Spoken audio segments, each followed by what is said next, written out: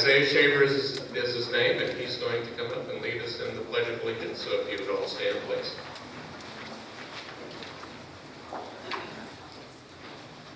Please join me in the Pledge of Allegiance. I pledge allegiance to the flag of the United States of America and to the republic for which it stands, one nation under God, indivisible, with liberty and justice for all.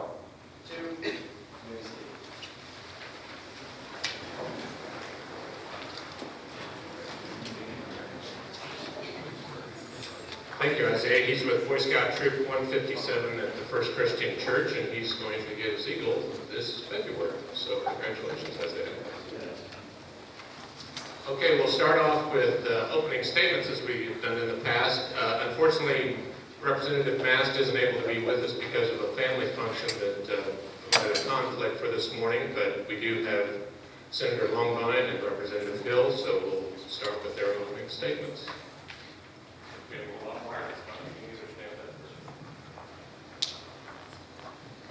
Thank you, Mark. Thank you to the sponsors, and most importantly, thank you to all of you for being here this morning. These are really, I think in Donna's opinion, more valuable for us than it is for you, and that we get to hear from you and your thoughts, your concerns, and your questions, and take those back to Topeka. We both made it through the first week. We're still smiling.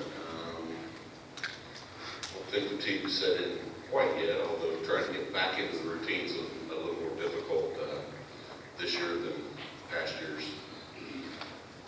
The governor on Tuesday gave us his State of the State address and set forth what I think is a very, very aggressive agenda for the legislature as we try to complete that in 80 days this year.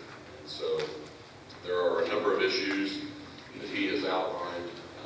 4 main points: education, some very strong initiatives in education, one of which would be a stronger emphasis on 4th grade reading, also a possible constitutional amendment that would more clearly define what the legislature's role in appropriating funds for education. The budget, which is our main issue each year. He has suggested and has put forth a 2-year budget plan, which is dramatically different than what we dealt with in the past with a 1-year budget. Additional income tax reduction on his path to driving income tax to 0, and so we'll continue to work on that. And then also judicial reform was his 4th topic. He feels very strongly that we need to have judicial selection reform in Kansas, and that would quite likely require a constitutional amendment also. So those were the main issues that I think he put forth. Some other ideas that we'll certainly want input on, one of which would be moving the Kansas Turnpike into KDOT. And so I think we have thoughts, concerns, but what we're really looking for is input. To help you maybe understand a little bit about the budget, I brought for all of you this morning kind of a synopsis of where we're at on the budget. I'm going to take just a minute or two to hit some of the highlights. Our approved FY13 budget in the state general fund is about $6.2 million. 50% of that goes to K-12, about 12% goes to higher ed, 25% for human services, 6% for public safety, and 7% for all other areas. The revenue for the state general fund is about 46% from individual income tax and 42% from sales of compensating use tax. Our all funds budget is about $14.3 billion, which comes from a number of sources and covers a number of sources.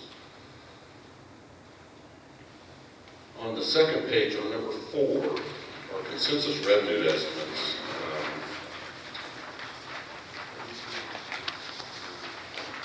Under F, I would point out to you that we've got a $704.8 million drop in revenue estimates going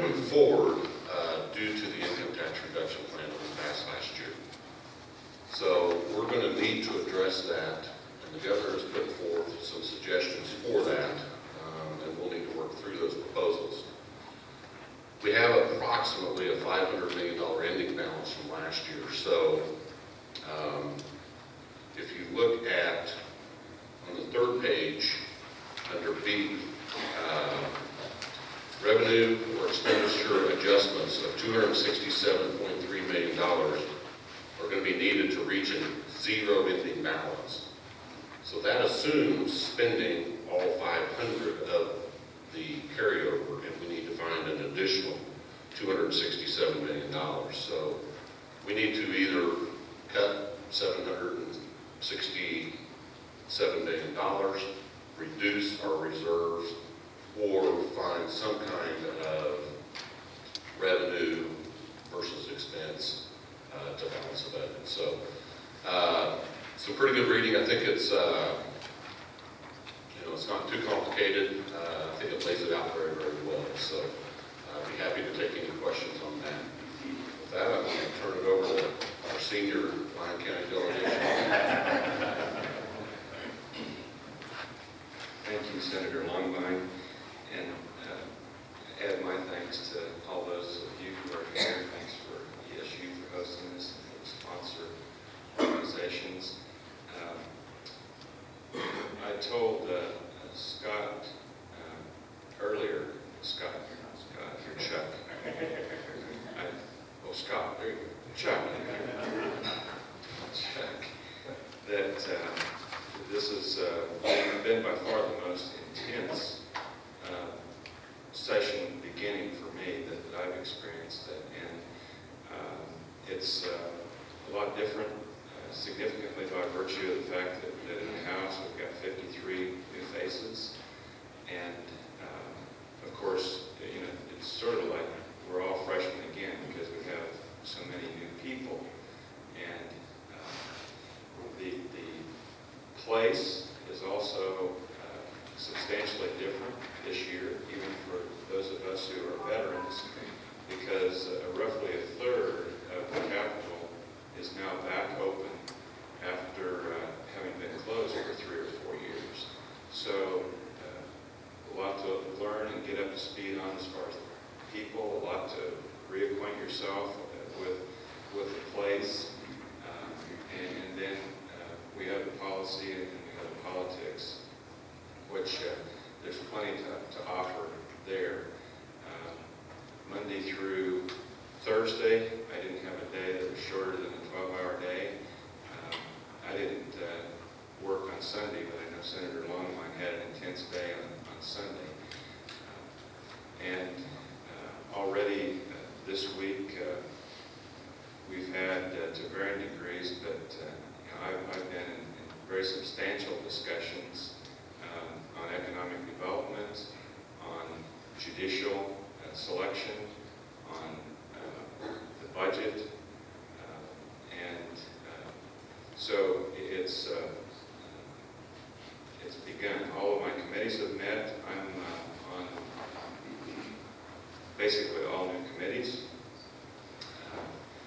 I'll be serving on the Health Committee, which is a committee that I have 6 years of experience, but haven't been on the last 2 years.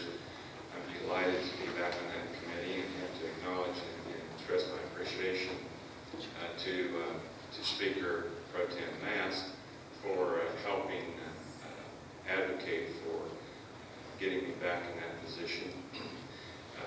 I'm on the Financial Institutions Committee for the first time, and so there'll be a learning curve there, although I'm pretty comfortable with the subject matter. I'm on the Insurance Committee, and I'm on the Youth and Seniors Committee, which for the past 4 years I've been on Aging and Long-Term Care. Youth and Seniors is a combination, an amalgamation of 2 committees, which makes some good sense to me.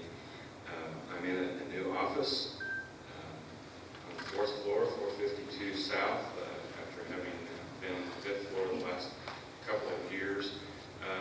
I'm going to have a score sheet. I just sort of have it in my head now. I think I'm either in my 9th or 10th office in 11 years. And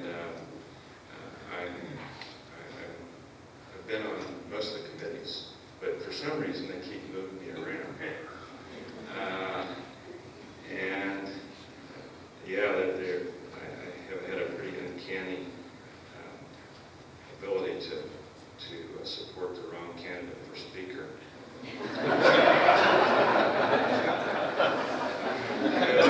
Having said that, you've heard me say this before, it's my job description, it's our job description to go to the Beacon, to seek to get along with people and work for good policy. And I've had excellent meetings this week with senior House leadership. I had an opportunity to meet with senior cabinet and staff of the governor and with the governor himself. That says something that I hope we can all be pleased about. It is the openness and that accessibility. Obviously, it's something that you have to take or an initiative and make the opportunity for it to happen sometime. But that's what I have historically done and will continue to seek to do. I couldn't agree more with Senator Longbine regarding this opportunity to hear from you. So let's go there. Okay. Before we get to the questions, I'll just have Senator Longbine explain the committee's Eastern, because they're this year too. Well, I have 3 committees that were the same as what I had last year. I start my day at 8:30 with Commerce Committee, and then I go at 9:30 to Financial Institutions and Insurance. I'm serving as Vice Chair of that committee this year. And then I have Federal and State Affairs at 10:30, and then the new committee that I have at 1:30 is Utilities. So I get to see Mr. Schreiber almost every day, and I'm sure he'll be weighing in when he feels it's appropriate to educate me on the value of Sauder and their initiatives. Right? Yes, Senator, that's right.